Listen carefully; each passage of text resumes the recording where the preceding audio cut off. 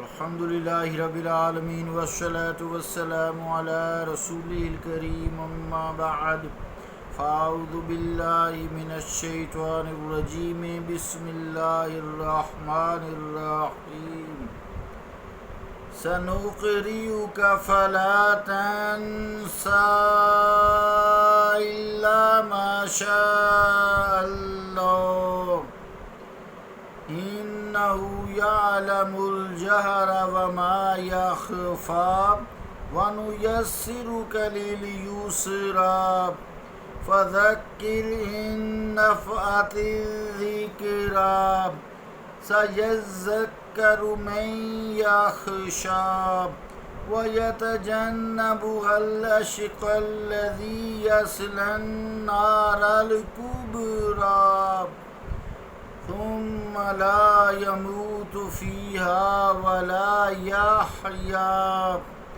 قد أفلح من تزكى وذكر اسم ربه فصلى بل تؤثرون الحياة الدنيا بل تؤثرون الحياة الدنيا والآخرة خير وأبقى إن هذا لفي الصحف الأولى صحف إبراهيم وموسى صدق اللہ العظیم۔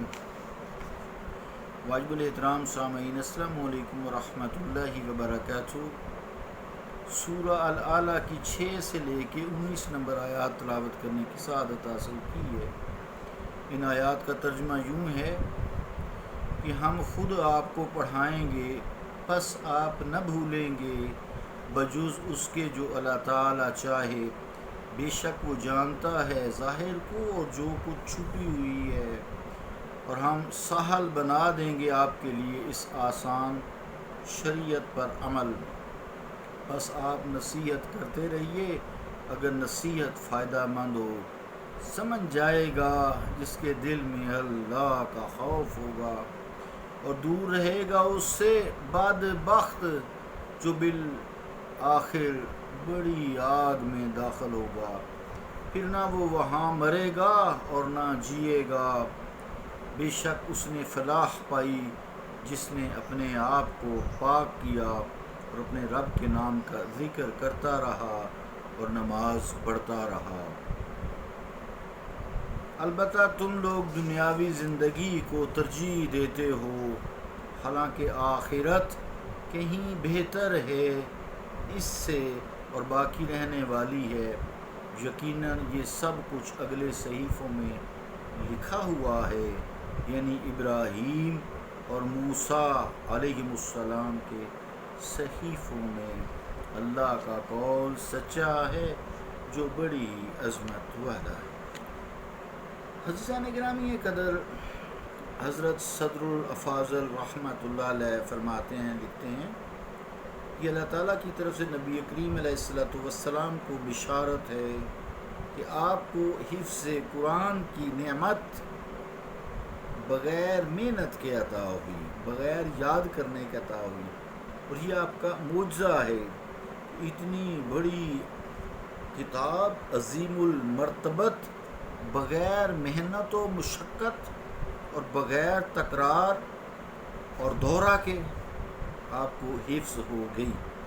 پھر آگے جو اللہ تعالیٰ نے فرمایا نا 7 نمبر آیت میں، سنقرئک فلا تنسیٰ، 6 نمبر آیت ہے، الا ما شاء اللہ، یعنی اللہ تعالیٰ آپ کو خود پڑھائیں گے، آپ نہ بھولیں گے بجز اس کے جو اللہ تعالیٰ چاہے گا۔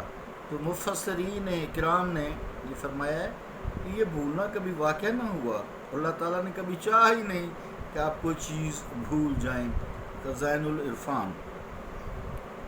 عزیزان گرامی قدر، پھر آگے بتایا کہ حقیقت میں شریعت اسلامیہ کا بتایا ہوا راستہ بہت آسان ہے، بہت سہل ہے۔ اس کے قوانین چونکہ فطرت انسانی کے عین مطابق ہیں، اس میں صلاحیتوں کی نشو و نما پانے کی قدرت ہے اور معاون ثابت ہوتے ہیں، تو اس کے نتائج بھی اچھے ہوتے ہیں، لیکن بعض بگڑے ہوئے مزاج جن پہ شیطان نے قابو پایا ہوتا ہے وہ ان کے لیے دشوار ہوتا ہے۔ مراد یہ اللہ کا راستہ ہی آسان ہے، شیطان کا راستہ انتہائی مشکل ہے۔ جو لوگ اللہ تعالیٰ کے راستے کو اپناتے ہیں وہی دنیا اور آخرت میں کامیاب ہوتے ہیں، اور جو شیطان کا راستہ اپناتے ہیں ان کی دنیا بھی خراب ہے، اس میں بھی سکون نہیں ہوتا، اور ان کی آخرت بھی خراب ہے۔ عزیزان گرامی قدر، آیت نمبر پھر 14 سے فرمایا گیا ہے کہ جس کے دل میں اللہ تعالیٰ کا خوف ہو، اللہ تعالیٰ اس کا تزکیہ نفس کرتا ہے، وہ تزکیہ نفس جب کرتا ہے اس سے وہ اس کا نفس پاک ہو جاتا ہے، وہ اللہ تعالیٰ کا ذکر کرتا ہے، نماز پڑھتا ہے۔ یعنی نماز جو ہے یہ ایک تو فرض ہے، دوسرے انسان کو نماز جو ہے گناہوں سے اور بے حیائی سے روکتی ہے۔ ان الصلاۃ تنہی عن الفحشاء والمنکر ولذکر اللہ اکبر، کہ بے شک نماز بے حیائی اور گناہ کے کاموں سے روکتی ہے، اور اللہ تعالیٰ کا ذکر بڑی چیز ہے۔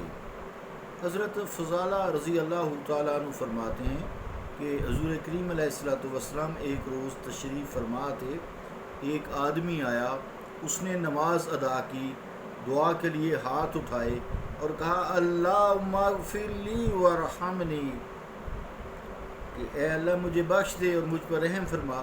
رسول کریم علیہ السلام نے فرمایا کہ اجلت ایھا المسلمین، کہ اے نمازی تو نے بڑی جلدی سے کام لیا، بڑی اجلت سے کام لیا ہے۔ اذا صلیت فقعدت فاحمد اللہ بما ہوا اہلہ وصلی علی ثم ادعوہ۔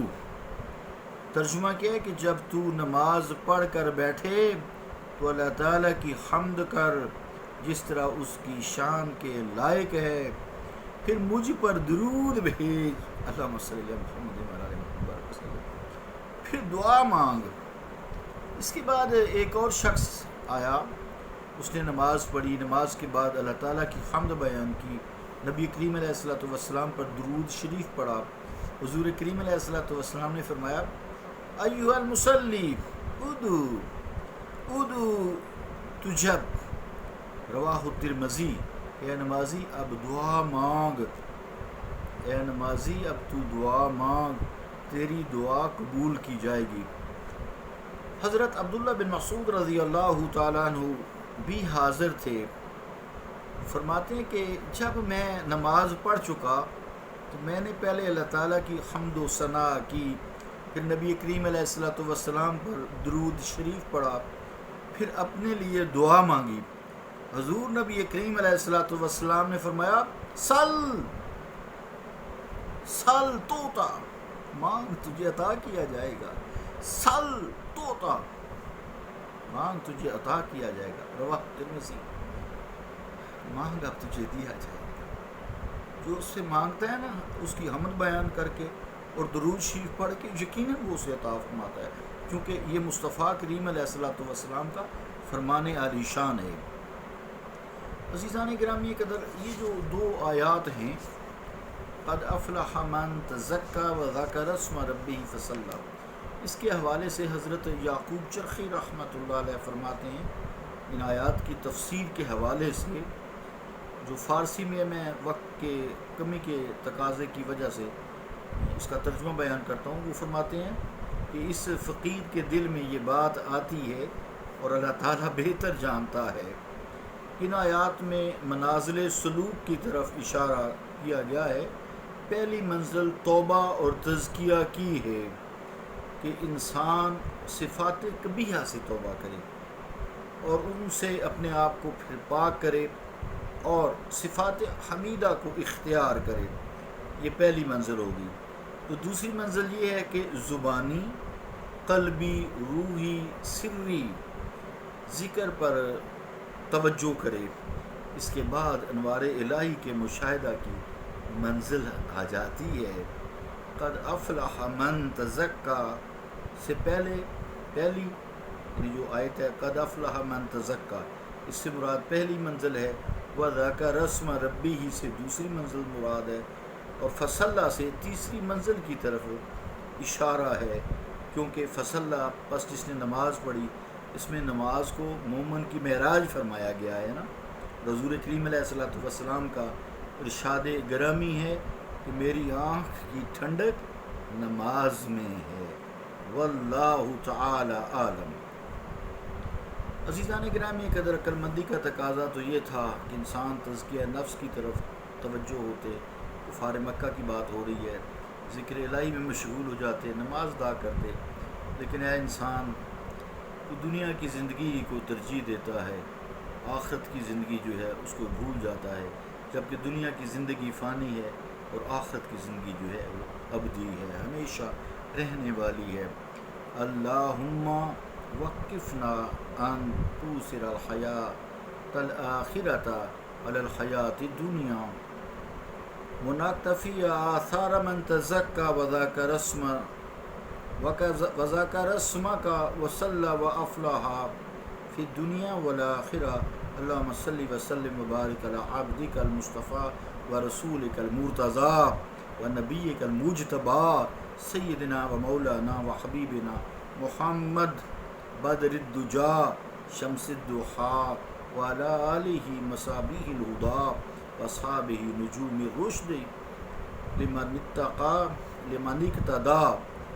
اقتدى من الصلاة افضلها ومن التسلیمات اطیبها ومن البرکات ازکاها ومن التحیات اسناها رب اغفر لی ولوالدی والمؤمنین یوم یقوم الحساب۔